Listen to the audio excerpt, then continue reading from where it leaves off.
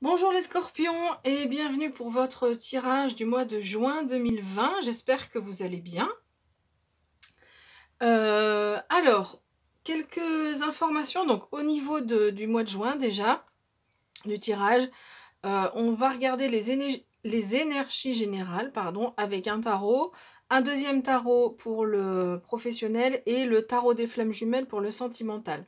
Alors le tarot des flammes jumelles, donc moi je ne suis pas spécialisée flammes jumelles, donc je ne ferai pas une lecture flammes jumelles, mais une lecture sentimentale pour couple ou célibataire, mais disons que c'est un jeu que j'apprécie beaucoup, et en particulier pour faire les tirages sentimentaux. Les tirages qui concernent le sentimental. Donc les tas ici sont préparés, les cartes sont déjà tirées, en aucun cas je prépare les cartes à l'avance, je mélange mes jeux comme ici, hein, donc je les mélange endroit envers, ensuite je bats les cartes comme ça, et les cartes qui tombent, je vais les utiliser pour le tirage. Donc ça c'est vraiment important, c'est une démarche importante à préciser. En ce moment il y a pas mal de discussions sur YouTube, donc voilà, ça c'est une précision qui est importante. Je fais ça pour gagner du temps en fait, pour pas avoir à le faire. Autre précision aussi, donc on a ici, donc c'est un tirage, c'est encore plus vrai quand c'est un tirage général, donc c'est un tirage donc, qui va s'adresser à plusieurs personnes, donc il est possible qu'il y ait des messages qui vous parlent, d'autres pas, mais surtout, ce que je voulais dire, c'est que vous avez toujours votre libre arbitre. Les cartes vont donner des conseils, des orientations par rapport aux énergies, mais quoi qu'il en soit, chacun, on garde toujours notre libre arbitre pour prendre nos décisions. Voilà. Alors, on regarde un petit peu ce qui va se passer au niveau des énergies générales sur le mois de juin. Alors, on peut dire que si vous étiez dans une phase de solitude, ou en tout cas de retrait ou d'introspection au niveau intérieur, donc ici c'est la carte de l'ermite qui est présentée inversée. Ici c'est la fin de la solitude, c'est la fin de l'introspection, du travail sur soi. Vous allez vous ouvrir aux autres. Vous allez vous ouvrir, on l'a aussi avec, c'est en plus accentué avec cette carte du monde. Donc il y a vraiment une ouverture par rapport aux autres. Ici on a une arcane majeure, celle-ci c'est une arcane majeure, le monde, et on a encore le soleil, donc 3 arcanes majeures sur les 7 cartes. Donc des messages qui sont quand même plus forts, c'est assez rare d'avoir les 3 arcanes majeures sur les 7 cartes. Alors, ce qu'on peut dire aussi, alors c'est possible que avant cette phase où vous allez sortir un petit peu de votre cocon, de votre bulle, il y ait une phase ici c'est la carte du cœur blessé avec le 3 d'épée, de la trahison. On voit ce papa, c'est une carte qui est assez terrible, hein, qui abandonne ses enfants dans la forêt. C'est la carte de la trahison, c'est la carte de l'injustice aussi. Donc c'est possible que avant de sortir de cette phase où on s'ouvre aux autres, on passe par cette phase de cœur brisé. Alors ça peut représenter des émotions qui appartiennent au passé sur lesquelles vous avez travaillé. Donc cette émotion-là, et ici le 5 de coupe, où on nous parle de perte, on a un sentiment de perte, d'avoir perdu quelque chose. Donc soit ce sont des émotions du passé sur lesquels vous avez travaillé, et là, ça y est, enfin, vous êtes en train d'ouvrir et vous avez fini cette phase du travail intérieur. Soit, deuxième possibilité, ce sont des énergies qui vous accompagnent sur ce mois de juin, avec ce sentiment donc de perte et d'injustice ou de trahison, mais on voit que le soleil ici va venir illuminer. Ici, donc, c'est le soleil, une arcane majeure, c'est une des plus belles arcanes majeures du tarot de Marseille, ou du Rider-Waite, c'est l'équivalent anglais. Le soleil va faire la lumière sur vos blessures, va faire la lumière sur les injustices, sur qui vous a trahi, qui vous a peut-être a été injuste envers vous. Et le soleil aussi, il réchauffe les cœurs. On dit le soleil réchauffe les cœurs, donc vous allez avoir cette énergie. Donc ça, c'est pas vous hein, qui avez besoin de faire quoi que ce soit, c'est le monde spirituel qui vous envoie sa lumière pour réchauffer votre cœur, pour vous réconforter ici au niveau général. Ce qu'on peut dire, c'est si cette énergie vous accompagne, ces deux énergies vous accompagnent sur le mois de juin, on peut dire que vous n'allez pas vous laisser faire, vous allez enfiler ce costume de chevalier. Ici, c'est le chevalier d'épée et vous allez partir au combat. Vous allez prendre votre épée, vous n'allez pas hésiter à trancher si besoin par rapport à des personnes, par exemple, qui vous auraient trahi par rapport à ce sentiment de perte, d'avoir perdu quelque chose, et vous partez au combat. Le chevalier d'épée, il est vraiment infatigable, hein, il va droit au but, c'est quelqu'un qui est très affirmé, donc ça c'est votre énergie qui est très affirmée, et vous aurez vraiment envie de vous défendre, de combattre pour ce en quoi vous croyez. Alors, j'ai pas parlé donc encore de cette énergie, donc l'énergie du monde. Ouais, je vais en parler maintenant. Donc l'énergie du monde, c'est la reconnaissance sociale, donc c'est pour ça, donc elles sont sorties l'une à côté de l'autre. Euh, donc c'est pour ça que j'insistais sur le fait que bah, du coup on va sortir de sa bulle, de son cocon, pardon, et donc il y a une ouverture aux autres et il y a une forme de reconnaissance de notre vie. Donc ça peut être au niveau spirituel, au niveau professionnel, ça peut être au niveau relationnel, au niveau amical, mais il y a une reconnaissance des autres par rapport à vous. C'est la carte pas de l'affirmation, de l'accomplissement. Voilà, c'est vraiment, on a atteint ses buts, on se sent accompli. Donc sur ce mois de juin, il y a vraiment une issue qui est assez sympathique. Et cette carte nous dit encore une autre chose, c'est qu'on passe à un statut supérieur. C'est-à-dire qu'on finit un cycle de vie avec un certain nombre de compréhensions peut-être sur donc, des injustices du passé ou des injustices que vous allez peut-être vivre sur ce mois de juin. Mais ici, on vous dit que ce cycle va se terminer et vous allez passer à un cycle supérieur. Voilà, ah oui, et donc il y a une carte dont je n'ai pas parlé, c'est ce 6 de denier qui est une carte vraiment qui nous parle de stabilité et d'harmonie. Et c'est une carte qui nous parle de générosité. Donc s'il y a eu de la trahison, ça ne vous empêche pas de continuer d'être fidèle à vos propres valeurs de partage et de générosité.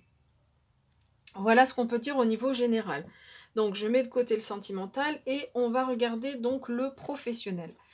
Alors, le professionnel, vous commencez avec l'énergie du cavalier de coupe. Donc, je vais montrer toutes les cartes et puis ensuite, je vais passer à l'interprétation. Ensuite, on a cette reine d'épée, donc qui fait écho à ce chevalier d'épée tout à l'heure. On a le 8 de denier, on nous parle de persévérance. Le roi de coupe, vous aviez déjà l'énergie du cavalier de coupe, ici au niveau donc, des émotions, de tout ce qui est émotionnel.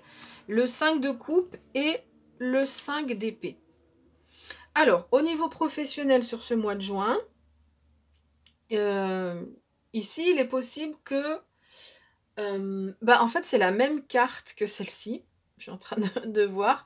C'est le 5 de coupe. On nous parle également de perte au niveau professionnel. Alors, peut-être qu'ici, cette carte déjà voulait nous parler du domaine professionnel. Peut-être qu'elle parlait de quelque chose de plus général ou d'un autre pan de notre vie. En tous les cas, ici, au niveau professionnel, il est question d'avoir ce sentiment d'avoir perdu quelque chose. On voit que ce personnage ici, dans ce jeu, il a une coupe devant lui, en fait, qu'il a retournée et qu'il va utiliser. Pourtant, à côté de lui, il a ces 4 autres coupes qu'il a décidé de ne pas utiliser parce que c'est comme ça. On voit qu'il n'est pas dans une attitude qui n'est pas très positive, alors qu'il pourrait utiliser ces autres coupes pour l'aider. Mais voilà, au niveau professionnel, on a ce sentiment de manque, il nous manque quelque chose. Peut-être que cette carte, elle nous dit ici qu'il suffit de pas grand-chose pour que on bascule vers une émotion qui est plus positive. Ici, les coupes, donc ce sont les émotions. Donc le conseil ici, c'est peut-être de ne pas se laisser envahir par cette émotion de sentiment de perte. Vous avez un certain nombre de choses que vous avez réussi à construire. Vous avez des appuis. On vous demande peut-être de relever la tête et de vous en servir. Ici, avec ce 5 d'épée, on nous parle d'une période de conflit au niveau professionnel. Alors, en fait, elle va nous dire plusieurs choses. Elle va nous dire donc une période de conflit, mais elle nous dit également que cette période de conflit est en train de prendre fin. Donc ça, c'est le premier message. On voit qu'elle est sous la carte des trahisons. Donc peut-être que il y a une trahison, il y a quelque chose que vous pourriez vivre comme une trahison au niveau professionnel. Alors, je mets des nuances. Peut-être que c'est quelque chose qui sera... Enfin, dans la façon dont je décris les choses, peut-être qu'on peut penser que c'est grave, mais ça peut être quelque chose d'important, mais parfois, c'est une énergie qui concerne un domaine qui, au final, n'est pas très grave. C'est simplement pour vous avertir. Cette carte, donc, elle nous dit un deuxième message, c'est d'éviter les conflits. Donc peut-être que si c'est dans le domaine professionnel que vous vivez une trahison, on va vous demander d'éviter les conflits, de ne pas rentrer en guerre avec d'autres personnes. On voit hein, que, on le sait aussi, la guerre a son lot de malheur, de tristesse, donc c'est ce qu'on vous demande ici. Et si vous êtes dans une phase de conflit, cette carte nous dit que cette phase est en train de se terminer. Alors, ce qu'on nous dit au niveau professionnel, ici on vous invite à persévérer. Ici, le 8 de denier, c'est la carte de la persévérance. Donc, si vous avez, par rapport à ces émotions ici qui peuvent vous déstabiliser, un moment, ici on vous demande de continuer à avancer, de continuer à y croire au niveau professionnel, de continuer à croire en vos valeurs, parce que vous êtes quelqu'un, donc ce cavalier de coupe, c'est quelqu'un qui a des valeurs d'entraide, qui aime aider les autres, c'est quelqu'un qui est assez enthousiaste, donc là, on vous demande vraiment de persévérer dans ce à quoi vous croyez. Je pense que j'ai déjà dit cette phrase tout à l'heure. Et de persévérer par rapport à vos valeurs d'entraide. Même s'il y a des gens qui ont envie de trahir, même s'il y a des gens qui sont pas forcément honnêtes, on vous demande ici de persévérer par rapport à vos valeurs d'entraide et de ne pas entrer dans le conflit et surtout de voir tout ce que vous avez déjà pu construire au niveau professionnel. Pour vous aider, vous avez l'énergie de cette reine d'épée qui va vous aider quand même à avoir le dessus sur le côté émotionnel. La reine d'épée, c'est une reine qui a traversé un nombre important d'expériences, des expériences qui ont été parfois douloureuses, mais qui a réussi à apprendre par rapport à ces expériences. C'est quelqu'un qui est très intelligente, pardon, et qui trouve des solutions. Donc, et en plus, elle est capable, c'est une reine qui sait gérer l'adversité, elle sait gérer les conflits, elle sait gérer justement les conflits dont on parlait tout à l'heure. Donc, vous aurez si vous écoutez vraiment votre mental, vous réussirez à ne pas aller dans le conflit et à rester sur une position qui est plus rationnelle, où on garde la tête froide, on est rationnel, on pèse le pour le contre et on trouve des solutions. Ici, le roi de coupe, c'est une énergie qui va vous aider aussi. Donc c'est quelqu'un d'altruiste, hein, donc on avait déjà cette énergie là avec le cavalier de coupe, mais c'est encore plus, ici avec le roi de coupe, c'est encore plus, comment dire, accentué, cette énergie-là. C'est vraiment, donc le roi de coupe représente la maturité émotionnelle. Donc vous avez vraiment de belles énergies pour vous aider, cette maturité émotionnelle et cette capacité à garder un mental dans la tranquillité vont vous permettre, donc c'est pour ça qu'on vous dit de continuer, de persévérer au niveau professionnel pour avancer. Alors on n'a pas de carte d'issue, on ne sait pas comment va se terminer ce mois de juin, enfin se terminer. On n'a pas d'indication sur l'issue du mois de juin, pour le mois de juin au niveau professionnel, mais voilà les éléments qu'on peut avoir et qui, j'espère, pourront vous aider. Alors, je vais mettre de côté donc le professionnel et on va regarder le sentimental.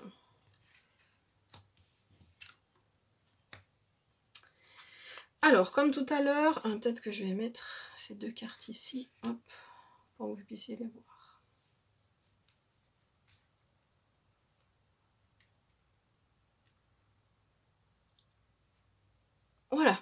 Ok, donc au niveau sentimental. Alors, première carte, c'est la carte de l'attente. On voit qu'on est dans l'attente. Dans l'attente de quoi? De vivre un amour inconditionnel. Cet amour inconditionnel qui est caractérisé par ce roi de coupe aussi. Hein. Donc on voit que c'est quelque chose qui est... ça fait vraiment partie de vos valeurs, d'avoir envie d'aider les autres, d'avoir envie de porter secours à quelqu'un. Alors, donc de l'attente par rapport à l'amour inconditionnel, on a la fusion et on a la fuite. Donc la fusion, c'est la même carte. Alors attendez, je vais juste regarder si... Ouais, c'est bon, on voit bien les cartes. Il n'y a pas de souci. Donc la fusion, c'est la même carte que la carte du monde, c'est-à-dire qu'il y a une reconnaissance, il y a un sentiment de plénitude au niveau sentimental, mais il est aussi question de passer à une autre phase. Vous êtes, que vous soyez en couple ou célibataire, vous êtes dans l'attente de cet amour inconditionnel et peut-être qu'avec votre partenaire, vous ne le trouvez pas. Et peut-être que pour certaines personnes, on va vous demander de fuir la personne avec laquelle vous êtes parce que vous n'êtes pas dans ce cycle-là. Et là, ici, il est question vraiment de passer à un autre cycle. Ça peut être une interprétation. Pour les célibataires, c'est donc l'attente de vivre un amour inconditionnel. Peut-être que vous avez vécu des situations où le partenaire avec lequel vous avez a été en fuite, c'est-à-dire que c'est quelqu'un qui ne voulait pas s'engager, qui a préféré prendre le large, ou c'est vous qui avez pu aussi être dans cette situation-là. Mais là, on vous dit que vous êtes en train de passer à autre chose et que vous allez... La prochaine étape, c'est vivre l'amour inconditionnel avec son partenaire. C'est waouh, c'est vraiment très très chouette. Et puis, donc pour les couples, peut-être que le partenaire est en fuite, ça peut être une troisième possibilité, donc. Enfin, une deuxième possibilité par rapport au couple. C'est peut-être le partenaire qui est dans une situation de fuite. Et donc ici, vous êtes dans l'attente de son retour parce que vous avez envie de vivre un amour inconditionnel. Et peut-être que c'est possible que ce soit ce partenaire-là, même si en ce moment il est dans une situation de fuite, qui est pour vous le partenaire de l'amour inconditionnel. Alors, si votre partenaire est dans une situation de fuite et que malgré tout c'est quand même la bonne personne, il faut quand même être attentif, c'est-à-dire que si c'est une personne qui globalement quand même vous fait du mal, vous fait souffrir, que ça arrive fréquemment, qui veut pas s'engager, qui vous dit qu'il voudra de toute façon jamais s'engager, même si peut-être que cette personne reviendrait, ce qui est important surtout, c'est pendant ce temps d'attente, de vivre pour soi et de vivre comme si la personne ne reviendrait pas. Parce que parfois, donc c'est pour ça que je disais toujours qu'on a quand même notre libre arbitre. Donc je vous donne un peu les 3 interprétations que je sens. Donc pour le couple, soit qu'il faut fuir cette personne pour vivre ça, soit que c'est le partenaire qui est en fuite et que du coup vous êtes dans l'attente que cette personne revienne. Ou alors ça peut être ça, c'est-à-dire le partenaire est en fuite, vous êtes dans l'attente de vivre l'amour inconditionnel et pourtant ici on vous dit que il faut passer à autre chose, à une autre phase. Ça peut être ça aussi. Ça peut être ça aussi comme interprétation. Mais quoi qu'il en soit, si cet amour inconditionnel est à vivre avec le partenaire que vous avez actuellement, pour prendre votre décision, enfin pour vraiment peser le pour et le contre et passer à un autre stade, la personne doit être absolument quelqu'un qui vous respecte. Si c'est quelqu'un qui vous rabaisse, qui vous dit qu'elle ne peut pas s'engager, qu'elle ne vaudra pas d'enfant, et surtout avec vous parce que le couple, elle se pose des questions sur votre couple, elle ne sait pas trop s'il est solide ou pas, méfiez-vous parce que c'est le genre de discours de personnes qui sont plutôt toxiques. Voilà, c'est ce que je voulais quand même dire en conclusion. Voilà, mais écoutez, j'espère que ce tirage vous a plu. Prenez bien le temps de réfléchir sur le sentimental. On voit qu'il y a quand même une issue qui pourrait être pile ou face, on va dire. Le jeu est assez, je trouve, tranché hein, et pas spécialement nuancé. Mais du coup, voilà, prenez le temps de la réflexion et puis attendons peut-être de voir ce qui se passe pour le mois de juillet au niveau des énergies sentimentales. Écoutez, je vous remercie pour votre écoute. On se retrouvera pour les tirages pleine lune, nouvelle lune et puis ensuite pour le mois de juillet. À bientôt!